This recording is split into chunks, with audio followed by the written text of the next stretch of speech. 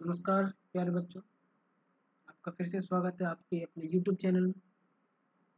और आज हम जो बात करेंगे आपकी क्लास 9 की ज्योग्राफी भूगोल के बारे में बात करेंगे। और भूगोल में जो चैप्टर 1 है इसकी बात करेंगे अब, जिसका नाम है भारत, आकार और स्थिति। तो बिना किसी देरी के शुरू करते हैं अपनी वीडियो। चलिए स्टार्ट करते हैं।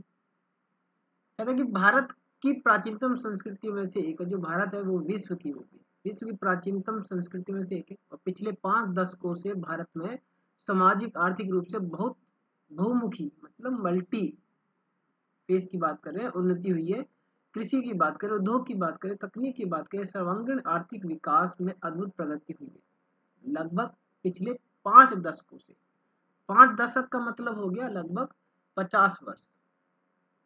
ठीक है, ध्यान रखना, 5 दशक मतलब हो गया 50 वर्ष। एक दशक होता है आपका 10 वर्ष का, तो 5 कितने हो गए 50 वर्ष।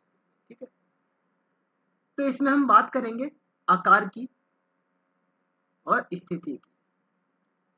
पेपर में आगे बढ़ने से हम आगे चलते हैं, तो जब देखेंगे तो इसमें मेन जो मुद्दे हैं आपका, एक तो यह कि स्थिति एंड आकार, साथ में इसके जो पड़ोसी देश हैं उन पे भी हम चर्चा करेंगे।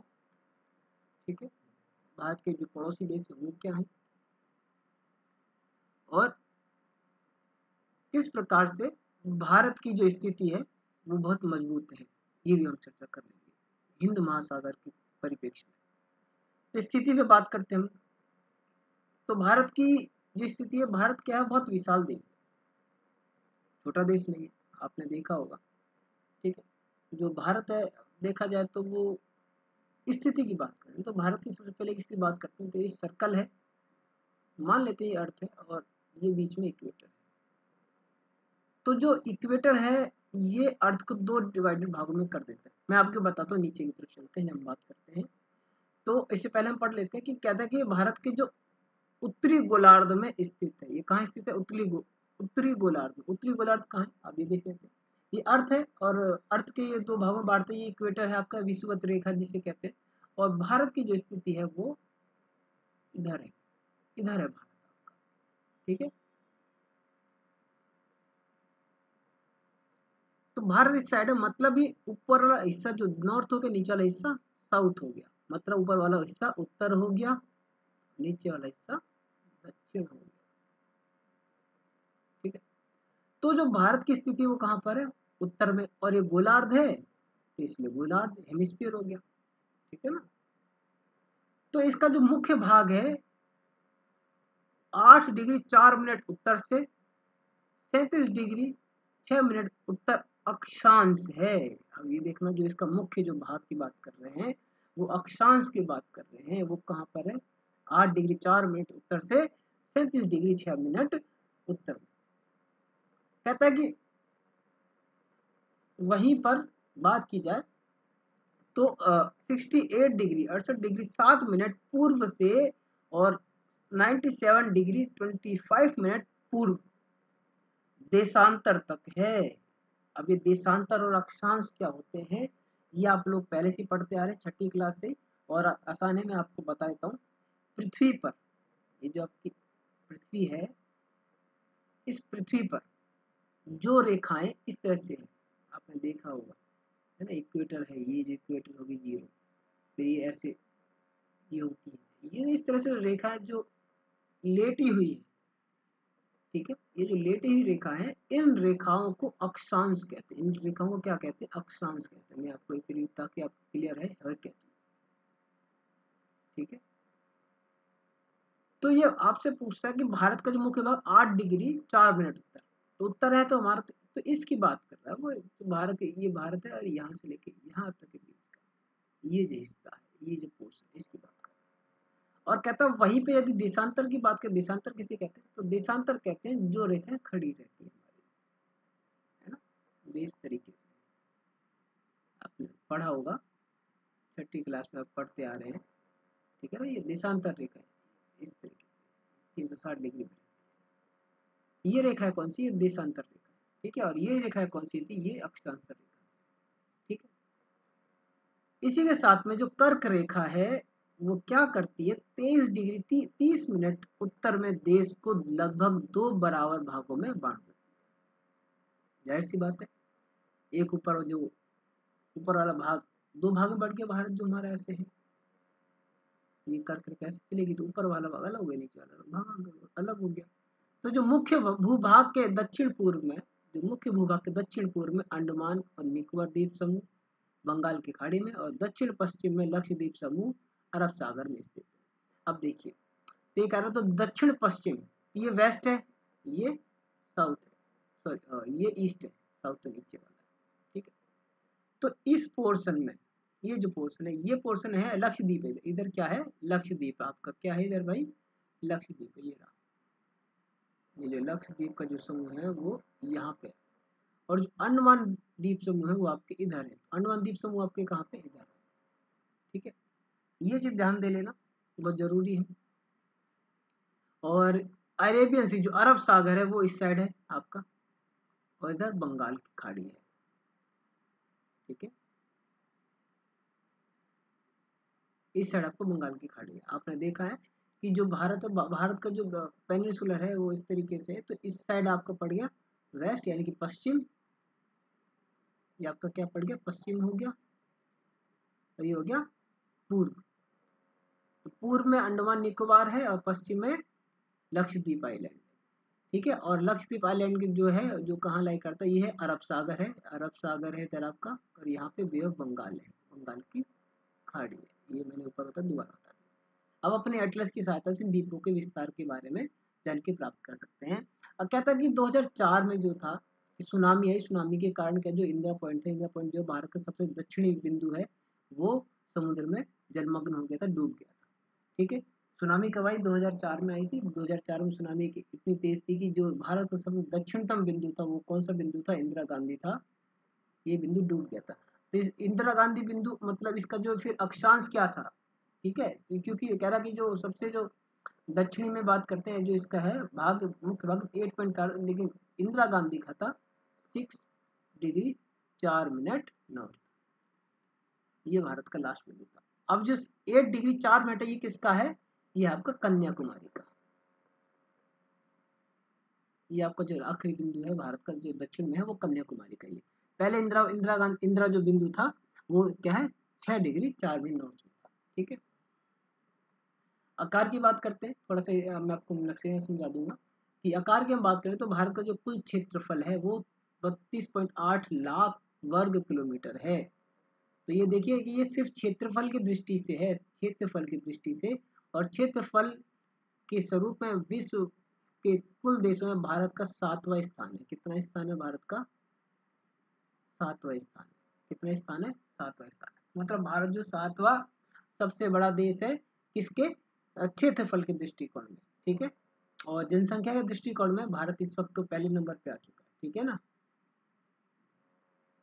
जनसंख्या के दृष्टिकोण से बात करें तो। फिर भी मैं दिखा देता हूँ, थोड़ा मैप आ चुका है हमारे पास। तो ये जो भारत का ये जो बिंदु है, इसमें थोड़ा जूम करता हूँ इसे, हाँ, आप ये देख पा रहे हैं ना, ये तो ये जो बिंदु है आपका, ये वाला, ये जो बिंदु है, ये बिंदु दक्षिण भारत का है, और सबसे आखिरी छोर बिंदु ये कितने डिग्री पर है बेटा, ये डिग्री पर है 8 डिग्री 4 मिनट नॉर्थ। नॉर्थ हम क्यों लिख रहे हैं, जबकि ये तो साउथ में है, क्यों, इसलिए लिख रहे हैं क्योंकि ये जो अर्थ है आपकी, ठीक है, तो ये जो आपकी अर्थ है, ये इस पृथ्वी को इसने 2 बराबर भागों में बांट दिया है, ठीक है। तो ऊपर वाला हिस्सा आपका आ गया नॉर्थ यानी कि उत्तर हो गया, नीचे वाला हिस्सा हो गया आपका दक्षिण, इसलिए इधर हम लिखा हुआ नॉर्थ, ठीक है। और जो आपका ऊपर वाला बिंदु है, ये वाला, ये जम्मू एंड कश्मीर, वो कितना, 37 डिग्री, कितने मिनट, 6 मिनट, ठीक है, नॉर्थ में। तो ये यहाँ से और यहाँ तक के बीच की दूरी है, और ये क्या है, हमारे अक्षांश है, ये क्या है, अक्षांश है, ध्यान रखिए। ठीक है। और बात करते हैं गुजरात से और यहाँ तक, तो यहाँ का जो पोर्शन है ये है आपका 97 यहाँ पर है, ध्यान रखना 97 डिग्री 25 मिनट ईस्ट यानी कि पूर्व, ठीक है। और यह है 68 डिग्री 7 मिनट ईस्ट। ईस्ट क्यों लिखा, यहाँ नॉर्थ तो लिखा नहीं सर कि अब हमारी बात तो ईस्ट में राइट करते हैं। बच्चों ध्यान देना कि हमारी जो दिशा होती है वो इस तरह से दिशा होती है, ये दिशा होती है, ऊपर नॉर्थ हो गया, साउथ हो गया, वेस्ट हो गया और ईस्ट हो गया। तो भारत की स्थिति है, भारत की स्थिति इस साइड में, ठीक है। आप देख सकते हैं ये बीच में रेखा नहीं वाली, ये भी जीरो है इधर, तो ये यहाँ से भारत को डिवाइड करती है। तो ये जो भारत की स्थिति कौन सी आप देख सकते हैं, ये वाली स्थिति, ये है नॉर्थ ईस्ट वाली स्थिति है। तो जो इस साइड का जो पोर्शन नापा जाएगा वो क्या इसमें नापा जाएगा, ईस्ट में नापा जाएगा, ठीक है। और ऊपर है इसलिए नॉर्थ में, ठीक है, इस साइड, इसलिए ऊपर वाले जो ये जो अक्षांश है वो किस में आए, हमारे नॉर्थ में आए हैं, और जो हमारे देशांतर है वो किस में लिए गए हैं, पूर्व में यानी कि ईस्ट में लिए गए, ठीक है। यहाँ तक कोई डाउट नहीं होना चाहिए किसी को भी, ठीक है। आगे चलते हैं। और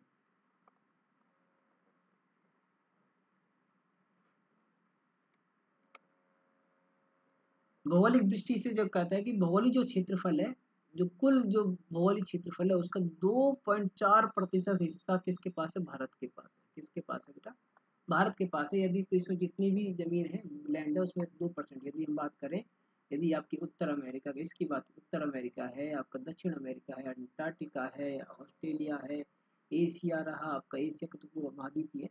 तो जितने भी लैंड फॉर्म्स हैं, इन लैंड फॉर्म्स में बात करें तो भारत के पास जो हिस्सा है वो कितना है, 2.4% जमीन है भारत के पास, ठीक है, जो कि इसे विश्व का 7वां बड़ा देश बनाती है। जो स्पष्ट है कि जो भारत का है विश्व का 7वां बड़ा देश है, किसकी क्षेत्रफल के दृष्टिकोण से 7वां, ध्यान रख लेना। और कहता है कि भारत की स्थल सीमा, जो स्थल सीमा रेखा लगभग 15,000 किलोमीटर है, और समुद्री तट रेखा अंडमान निकोबार द्वीप समूह और लक्षद्वीप के साथ मिलाकर 7,516 किलोमीटर है, ठीक है। मैं भी आपको समझा देता हूँ किस तरीके से बात कर रहे हैं।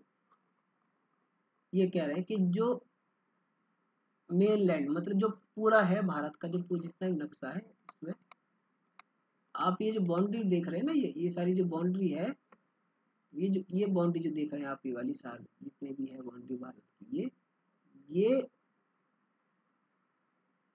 ये टोटल जो है यहाँ से लेकर पूरा मिला के ये है 15,200 किलोमीटर, ठीक है।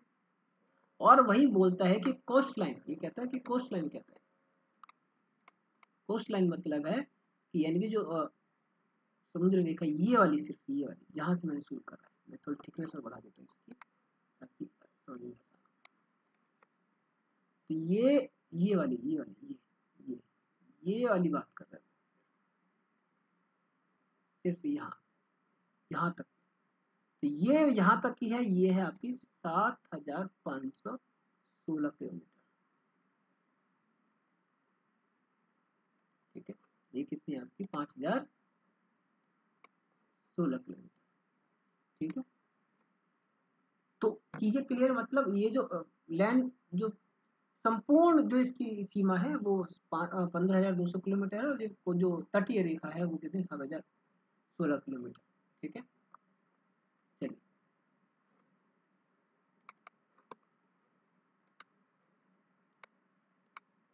आगे देखते हैं। इसमें कहता है कि भारत जो है उत्तर पश्चिम, उत्तर और उत्तर पूर्वी सीमा पर नवीन वलित पर्वत है, मतलब ये हिमालय की बात कर रहा है। किसकी बात कर रहा है, हिमालय की, ठीक है। और इसके दक्षिण का भूभाग क्या है, उत्तर में चौड़ा है। किसके, भारत की बात कर रहे हैं, भारत जो भारत कहते हैं, जो दक्षिण का भूभाग है,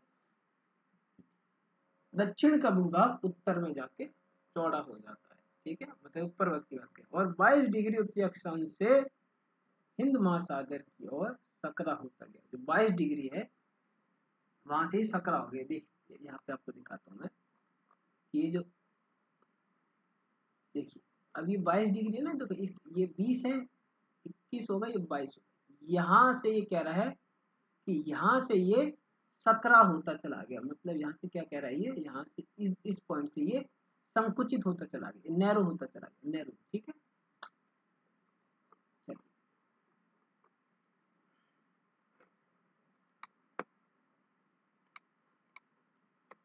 और कह रहा है इसके पश्चिम में क्या है, अरब सागर है, और पूर्व में बंगाल की खाड़ी। अब आपसे कभी प्रश्न पूछा जाए कि भारत की विशेषताएं बताइए, तो भारत की ये विशेषताओं के अंदर आप इसे लिख सकते हैं, ये भारत की विशेषता ही है, ध्यान रखिएगा। ठीक है, ये एक आपको छोटा सा कंटेंट मिल जाए। अब कहता है कि चित्र 1.3 को देखिए, अक्षांश और देशांतर का विस्तार लगभग 30 डिग्री है। सही बताया उसने, अक्षांश और जो देशांतर का विस्तार है वो 30 डिग्री का है, लगभग 30 डिग्री का, परंतु फिर भी पूर्व पश्चिम का विस्तार और उत्तर दक्षिण के विस्तार की अपेक्षा कम प्रतीत होता है। लगभग अक्षांश और देशांतर का जो विस्तार है लगभग 30 डिग्री है, लगभग उसने अप्रोक्सीमेटली बता दिया है। लेकिन परंतु जो फिर भी क्या कहता है कि जो उत्तर पूर्व और पश्चिम का जो विस्तार है उत्तर दक्षिण के विस्तार से अपेक्षाकृत कम लगता है। क्यों लगता है कम, मैं आपको बता देता हूँ, यहाँ देख लेते हैं। वो ये कह रहा है कि देखो इसमें और इसमें इधर बात वही है, विस्तार है, लेकिन हमें ऊपर से लेकर नीचे तक का जो चीजें हैं वो ज्यादा चौड़ी नजर आती है, मतलब ज्यादा बड़ा नजर आता है उत्तर से दक्षिण वाला। क्यों नजर आता है, एक तो देखो इसका किलोमीटर का हिस्सा फर्क है, एक तो यहाँ का जो किलोमीटर है वो सिर्फ 2933 है, और यहाँ पे 3214 किलोमीटर है। ये क्या है, नॉर्थ से साउथ की तरफ है, और ये है वेस्ट से ईस्ट की तरफ, ये चौड़ाई है भारत में। ठीक है, तो इससे क्या पता चलता है कि ये जो विस्तार है उत्तर से दक्षिण की तरफ अपेक्षाकृत बड़ा है, किसके, ईस्ट से वेस्ट के कंपेरिजन।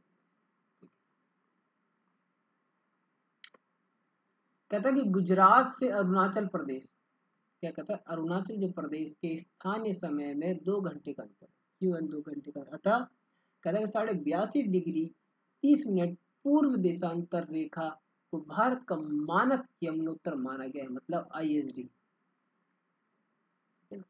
जो कि उत्तर प्रदेश के मिर्जापुर से होकर गुजरती है। अक्षांश का प्रभाव दक्षिण से उत्तर की ओर दिन और रात अवधि पर पड़ता है। जो अक्षांश है, अक्षांश का जो प्रभाव है कब पड़ता है, उत्तर से दक्षिण की तरफ, दक्षिण से उत्तर, देखो दक्षिण से उत्तर। ठीक है, क्यों पड़ता है, दिन और रात की अवधि पर पड़ता है। ठीक है, क्यों पड़, इसके मैं थोड़ी ये बता देता हूँ कि जो 30 डिग्री का इसने जो बताया, यहाँ पे इस चर्चा कर लेते हैं अभी हम। ये जो लगभग 30 डिग्री का विस्तार है दोनों में, और विस्तार तो में हम बात कर ली थी, 30 डिग्री क्यों है ये भी देख लेते हैं एक बार कि, और जो यमुनोत्तर है 82.5 डिग्री 30 मिनट माना गया है, और जो उत्तर प्रदेश के मिर्जापुर से होकर गुजरती है, ये आपसे क्वेश्चन पूछा जाएगा। ये कौन सी है भारत की जो ISD यमुनोत्तर है, इसे बोलते हैं यमुनोत्तर रेखा, कहाँ से होकर गुजरती है, तो आप बताएंगे उत्तर प्रदेश के मिर्जापुर से होकर गुजरती है। वो रेखा कौन सी है, चलिए बताते हैं। ठीक है, आप ये जो लाइन देख रहे हैं ये वाली, ये क्या है, ये है ISD रेखा, ये आपकी ISD रेखा। ठीक है, ये रेखा कौन सी है, ISD रेखा है, और ये कितने पर है, ये 82.5 डिग्री 30 मिनट पर है। वो भी कहाँ, ईस्ट में, ये मत सोचना नॉर्थ लगा देना, नॉर्थ नहीं लगा, ईस्ट आएगा, पूर्व आएगा, क्या आएगा, पूर्व आएगा, क्या आएगा, पूर्व। क्यों, क्योंकि इस साइड है, ये इस दिशा में नापी जा रही है, खड़ी है ना, ये दिशांतर रेखा है ना, इसीलिए अक्षांश होती है नॉर्थ आ जाता। तो अब कहते हैं कि, और ये उत्तर प्रदेश के मिर्जापुर से होकर, ये देखो ये जो क्रॉस करती हैं आपस में, कहाँ करते हैं ये भी देख रहे हैं, ये तो अलग बात है, ये नहीं क्रॉस करती। हाँ, ये पूछा जाता है कि ट्रॉपिक ऑफ कैंसर और ISD रेखा आपस को एक दूसरे में कहाँ पर प्रतिच्छेद करती है। ठीक, प्रतिच्छेदन का भी पॉइंट आता है। ठीक है ना, देख लें, लेकिन आपकी बुक में अभी नहीं है, ये आगे 11th क्लास 12th में तो बात करेंगे। तो अब बात आती है कि 30 डिग्री पे अंतर है, जो अरुणाचल गुजरात से अरुणाचल प्रदेश के बीच में जो अंतर है वो इतना अंतर क्यों है, क्योंकि इन दोनों के बीच में लगभग 30 डिग्री का अंतर है। लगभग 30 डिग्री का अंतर है। तो जब 30 डिग्री का अंतर है तो आप ये हिसाब लगाइए कि 1 डिग्री को पृथ्वी को घूमने में कम से कम 4 मिनट लगते हैं। कितने मिनट लगते हैं? 4 मिनट लगते हैं 1 डिग्री कवर करने में। तो 30 डिग्री कवर करने में कितने लगेंगे बच्चों? तो 30 गुणा 4 कर दो, कितना आ गया? 120 आ गया। 120 मिनट लगते हैं भाई। तो 120 मिनट को घंटे में कन्वर्ट कर दो, 60 से डिवाइड कर दो, कितना आ गया? 2 घंटे आ गया, है ना। तो इसीलिए कहते हैं कि जो अरुणाचल प्रदेश से गुजरात के जो मध्य के जो अंतराल है वो लगभग 2 घंटे का है, इसी वजह से। और ये पूछा जाता है कि सूर्योदय अरुणाचल प्रदेश में गुजरात के क्रम में 2 घंटे पूर्व होता, क्यों? ये कारण क्योंकि जो हमारी पृथ्वी है 1 डिग्री को कवर करने में 4 मिनट लगाती है। और इसका मतलब ये है कि मान लो कि इसे 2 से 3 डिग्री पर जाना है ना। ये यहाँ से ये कि इस डिग्री तक रोटेट करने में कितने मिनट का समय लेगी? 4 मिनट का समय। ठीक है, इस वजह से इसको देखा जाए, क्योंकि हर एक डिग्री पे हिसाब लगाए तो और ये देखा जाए कि भाई 2 घंटे का समय लगेगा, यहाँ तो हर एक डिग्री है। यहाँ से 97 है, यहाँ 96 होगा, फिर 95 होगा, 94 भी होगा, ऐसे करके होगा। ऐसे करते करते 68 पे भी आ गया। तो इस हिसाब से तो हर एक डिग्री का टाइम अलग होता। तो ऐसे अलग टाइम होता है पूरे देश में, टाइम को कैसे मानते फिर हम? तो इसलिए देखा गया कि जो भारत को जो 82.5 डिग्री है, लगभग भारत के बीचों बीच होकर गुजर रही है देशांतर रेखा। और इस रेखा को क्या कर लिया गया? 82.5 डिग्री पे नापा गया और कहा गया कि इस रेखा पे जो भी समय होगा वही पूरे देश के लिए समय मान्य होगा। ठीक है, तो इसका मतलब अभी जो टाइम हो रहा है, जो भी समय होगा आपका, वो टाइम क्या है? वो 82.5 डिग्री पर होगा, इसलिए पूरे देश में वैलिड है वही टाइम। ठीक है, क्योंकि अब हमारी दिल्ली का समय अलग होगा, उत्तर प्रदेश का समय अलग होगा, गुजरात का अलग होगा, अरुणाचल का अलग होगा। इस हिसाब से हर एक जगह समय बदलता जाएगा। इसलिए समय को एक समान रखने के लिए ये हर एक देश की ISD होती है। ठीक है, सबसे ज्यादा टाइम जोन किस कंट्री का है, ये कमेंट में जरूर करके बताइएगा।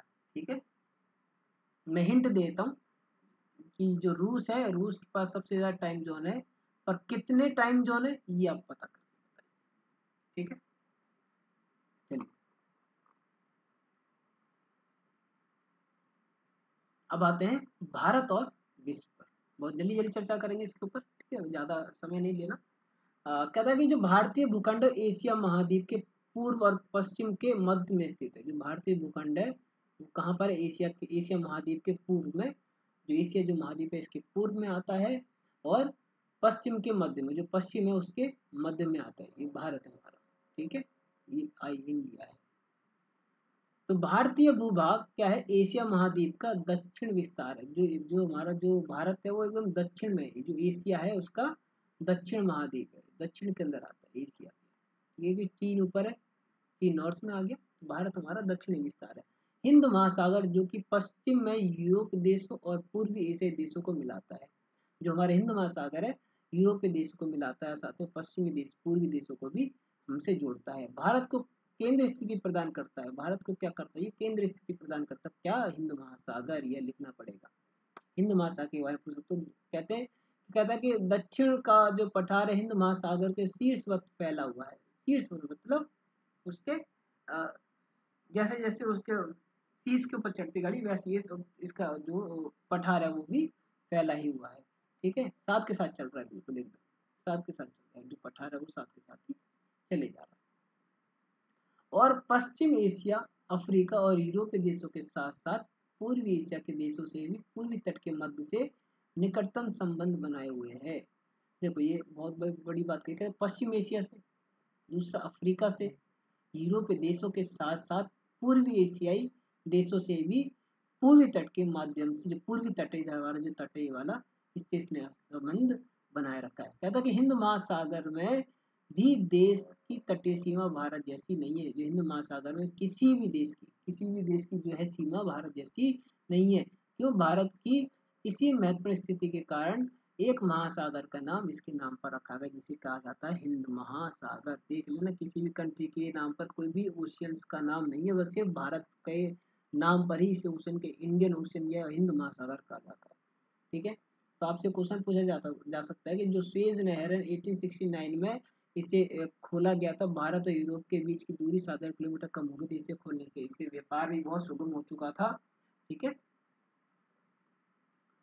चलिए। और जो भारत है क्षेत्रफल की दृष्टि से आप देख सकते हैं सातवां है, 1 2 3 4 5 6 सातवां देश है। ठीक है, इसकी जो रैंक है वो सातवीं है।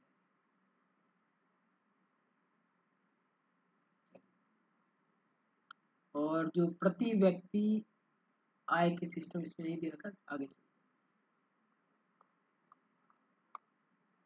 देखिए। चलिए इसमें थोड़ा सा समझा देते हैं आपको।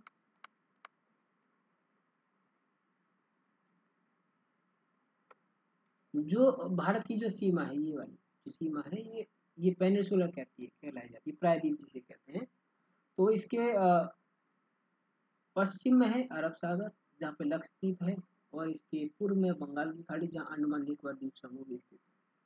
और यही क्या करते हैं, जो भारत की जो स्थिति है, देखो चारों तरफ इसके क्या है, चारों तरफ इसके समुद्र है। ये इंडियन हिंद महासागर, ये हिंद महासागर पूरा। ठीक है, तो ये क्या करता है कि इसको पूरे देशों से जोड़ देता है। देखो ये यूरोपीय देश ऊपर से आ रहे हैं। ठीक है, यूरोपीय देश भी जुड़ जाते हैं इससे बाय, आप लैंड के फॉर्म में से कह सकते हो, और ये बाय सी फॉर्म जल मार्ग के माध्यम से भी जुड़े हुए हैं। तंजानिया पूर्वी पश्चिमी देशों से भी इसके साथ ये जुड़ा पड़ा, ये देखो इधर से जुड़ा हुआ है ये। ठीक है ना, ये इधर से जुड़ा हुआ है।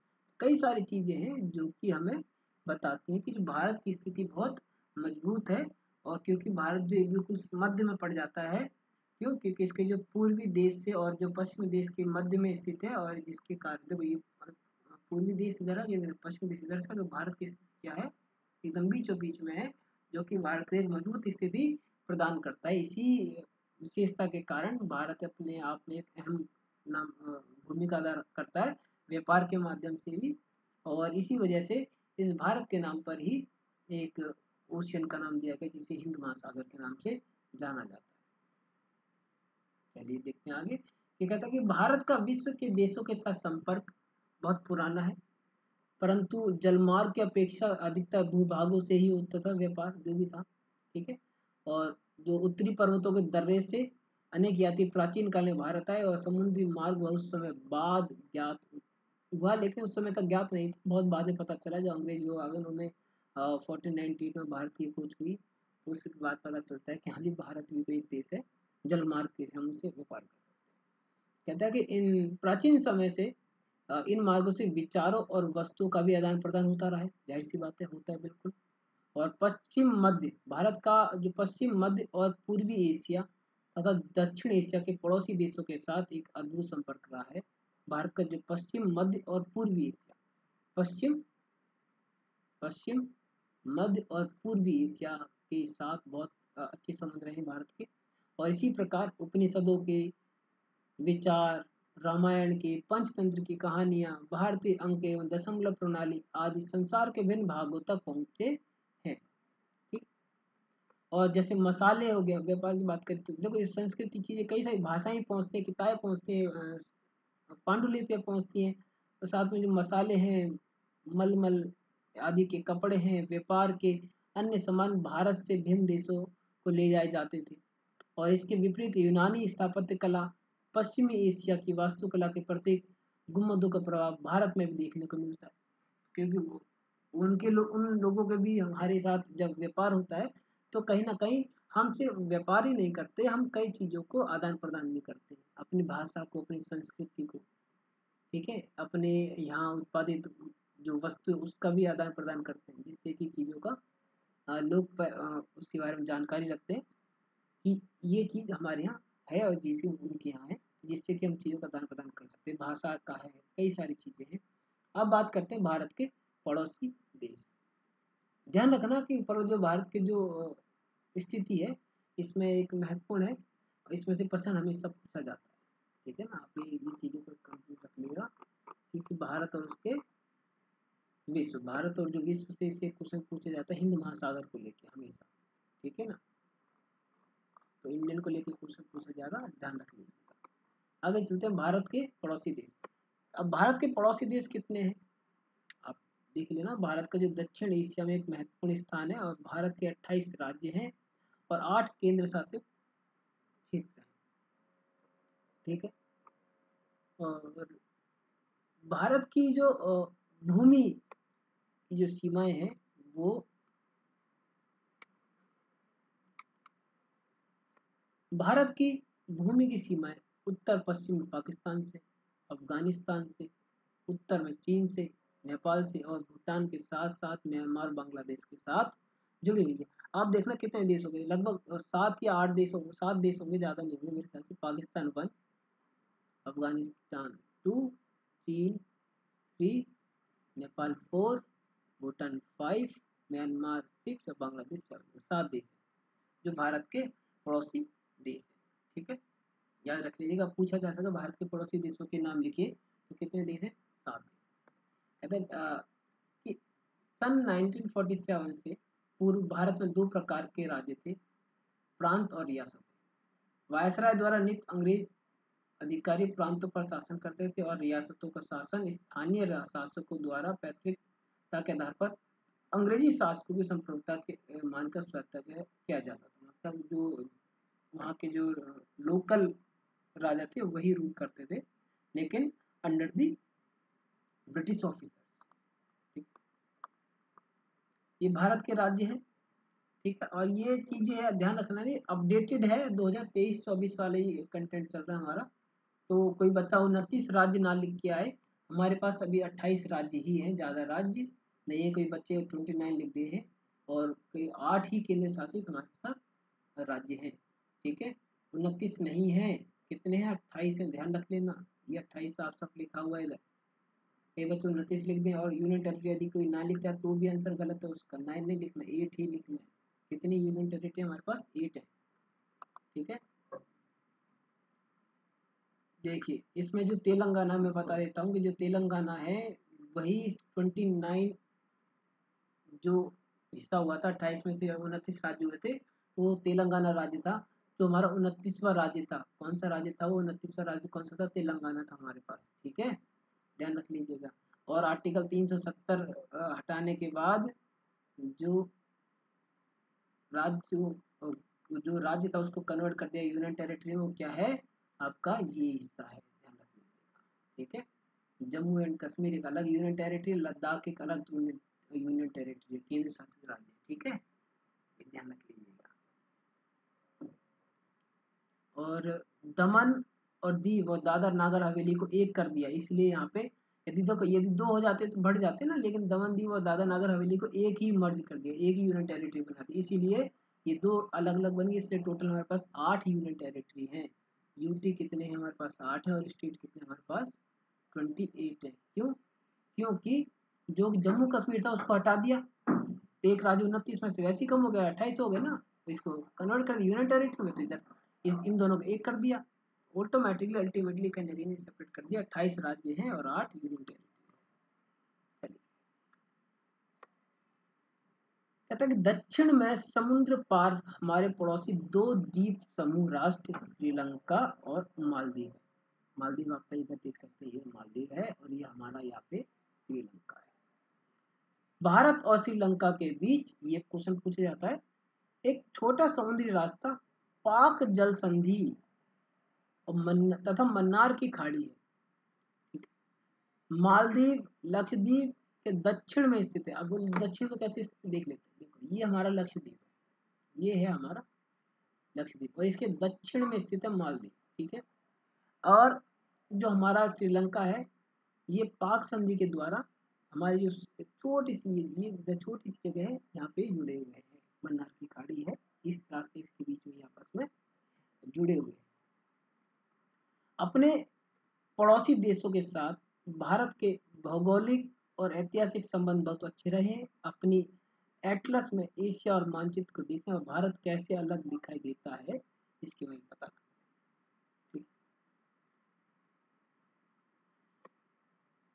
स्कूल भुवन एक पोर्टल है, देख लेना, एक पोर्टल बना भुवन ऐप एक है जो देश के प्राकृतिक संसाधनों, पर्यावरण और सतत विकास में उनकी भूमिका के बारे में छात्रों को भी जागरूकता लाने के लिए मानचित्र आधारित शिक्षा प्रदान करता है। आप इस पे जा सकते हैं, वेबसाइट इसकी ये लॉगिन वो दे रखा है, लिंक दे रखा है, आप इसे लॉगिन कर सकते हैं और एनसीईआरटी पाठ्यक्रम के आधार पर भुवन एनआरएससी इसरो की एक पहले आप माध्यमिक स्तर से संबंधित भारत के भिन्न मानचित्रों को देख सकते हैं। वेरी गुड, जा सकते हैं, इस पे चेक करिए, बहुत अच्छा रहेगा।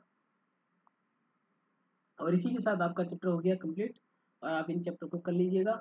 हम ये क्वेश्चन में कहें, ये एमसीक्यू देख लेते हैं। एमसीक्यू क्या कहते हैं कि कर्क रेखा किस राज्य से नहीं गुजरती। हाँ, ये अब बताने वाली बहुत अच्छी बात मैं आपको बता देता हूँ।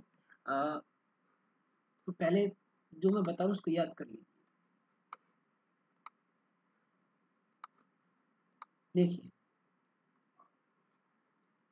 आपको यदि पूछा जाए कि कर्क रेखा भारत के किन राज्यों से गुजरती है, यहाँ पे तो नहीं लिखा है, यदि मैं इसे नहीं लिखा तो मैं आपसे पूछूं नहीं गुजरती है तो आपको बताना है किन राज्यों से होकर वो नहीं गुजरती। तो इसका आंसर सिंपल, वैसे जो नहीं गुजरती वो है आपका उड़ीसा है। ठीक है, आंसर उड़ीसा आ जाएगा। लेकिन किन किन से गुजरती ये पता होना बहुत जरूरी है। इसके लिए आप ये ध्यान रखिए, कोटेशन लिख लीजिए कि मित्र पर गमछा झार।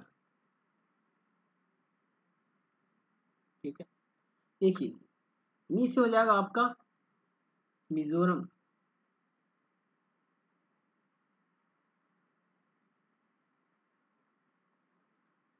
त्रा से हो गया आपका त्रिपुरा,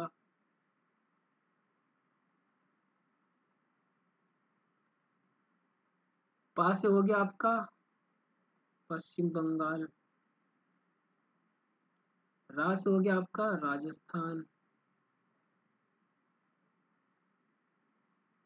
गुजरात, माँ से मध्य प्रदेश, छा से छत्तीसगढ़ और झा से हो गया आपका झारखंड। ठीक है, इस तरीके से ये 8 राज्य हैं जो कि कर्क रेखा से होकर, कर्क रेखा इन 8 राज्यों से होकर गुजरती है। देखिए मिजोरम हो गया, त्रिपुरा 2, पश्चिम बंगाल 3, राजस्थान 4, गुजरात 5, मध्य प्रदेश 6, छत्तीसगढ़ 7 और झारखंड 8। तो इसमें उड़ीसा कहीं भी नहीं है, इसका मतलब आपका उड़ीसा है जहाँ से कर्क रेखा होकर नहीं गुजरती। अगला क्वेश्चन देखते हैं, भारत का सबसे पूर्वी देशांतर कौन सा है। अब देखो पूर्वी की बात हो रही है, ईस्ट की बात हो रही है। पूर्वी, सबसे पूर्वी मतलब यदि हम भारत की बात करें, भारत है तो इसका जो सबसे पूर्वी साइड होगा ना, सबसे पूर्वी साइड कौन सा था आपका, ये वाला था 97 डिग्री 25 मिनट पूर्व। क्यों, अब कैसे पता करो, ये भी एक तरीका बता देता हूँ मैं आपको। क्योंकि जो अर्थ है, अर्थ क्या है, अर्थ ये मान लीजिए ये अर्थ का ये एक रेखा है, इसे हम उत्तर रेखा कहते हैं और ये 0 डिग्री पर है। 0 डिग्री से शुरू होगा ना, 1 2 3 4 6, तो यहाँ पर जो 60, तो अब 60 यहाँ पे है आपका 68 डिग्री 7 मिनट है। तो इधर वाला 97 ही होगा ना, जाहिर सी बात, जब 0 से शुरू होता है इधर वाले शुरू होगा ना 97 पे। 77 भी नहीं होगा, 82 ये वाले भी नहीं होगा आपका 90, ये आपको याद भी होना चाहिए। ठीक है, अगला प्रश्न कहता है कि उत्तराखंड, उत्तर प्रदेश, बिहार, पश्चिम बंगाल और सिक्किम की सीमाएं किस देश को छूती हैं। देखिए भाई, आप ये ध्यान देने वाले थे, उत्तराखंड की सीमा, उत्तर प्रदेश भी है, बिहार भी जुड़ा हुआ है आपका और पश्चिम बंगाल भी है, सिक्किम भी है। किस देश की सीमा को छूते हैं, क्या म्यांमार को छूते हैं, बिल्कुल नहीं छूते, उत्तर प्रदेश म्यांमार के आसपास भी नहीं है। अच्छा, भूटान की बात करते हैं, जब उत्तराखंड तो भूटान को छूता नहीं है, ये भी हटा दो। हाँ जी, अब आते हैं आपका चीन, उत्तराखंड लगा पड़ा है, लगा पड़ा है, उत्तर प्रदेश नेपाल से लगा पड़ा है, चीन से लगा पड़ा है क्या, नहीं, तो चीन में नहीं होगा, आंसर क्या होगा आपका नेपाल। ठीक है, ग्रीष्मावकाश में आप यदि करवती जाना चाहते हैं तो किस केंद्र शासित क्षेत्र में जाएंगे। जो करवती है बेटा, वो आपका कहाँ पर है, किसकी राजधानी है, ये आपको देखना पड़ेगा, बहुत अहम क्वेश्चन आपके लिए। ये जो करवती है ये किसकी राजधानी है, पौंडीचेरी की है, नहीं है। दमन द्वीप की है? बिल्कुल नहीं है। अंडमान निकोबार की या लक्षद्वीप की? अंडमान निकोबार की पोर्ट ब्लेयर है।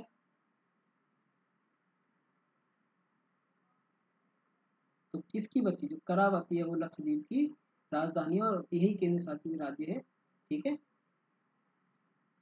आगे चलते हैं। आखिरी क्वेश्चन है कि मेरे मित्र एक ऐसे देश के निवासी हैं जिस देश की सीमा भारत के साथ नहीं लगती। अब बताइए वह कौन सा देश है? देखो, भूटान की सीमा बिल्कुल लगती है जी, बांग्लादेश की सीमा बिल्कुल लगती है, नेपाल की सीमा लगती है। तो कौन सा है आपका? ये जिसकी सीमा नहीं लगती, आपका खा आंसर इसका सही हो जाएगा, बाकी सारे आंसर इसके गलत हो जाएंगे। ठीक है, आशा करता हूँ कि आपको वीडियो समझ में आई होगी। पूरा चैप्टर है विद एमसीक्यू के 5 क्वेश्चन ऑलरेडी करा दिए हमने। तो आप हमारे चैनल के साथ बने रहिए, इसी प्रकार से हम अन्य वीडियो लाते रहेंगे आपके लिए। हमारे चैनल को सब्सक्राइब जरूर करिए, अच्छी लगे वीडियो तो, और शेयर जरूर करना। नमस्कार, धन्यवाद।